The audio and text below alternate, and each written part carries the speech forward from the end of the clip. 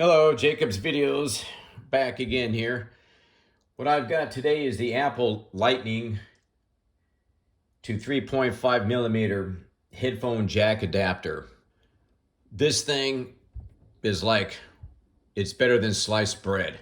What a great idea, and it's so simple. What I do is, usually when I travel, I bring my Bose headphones here, my self-powered noise cancellation headphones, because I want to listen to music. So what I do is I have my iPhones. Now before I was able, my other phones, I was able to directly plug this right into my phone, but I can't do that anymore.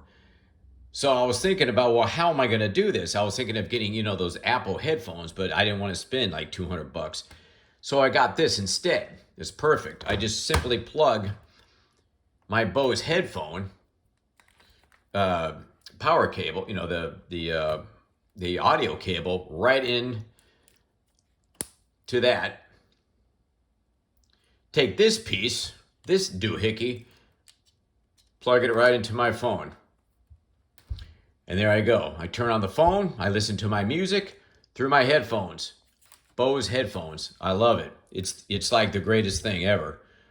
Yeah, so definitely works.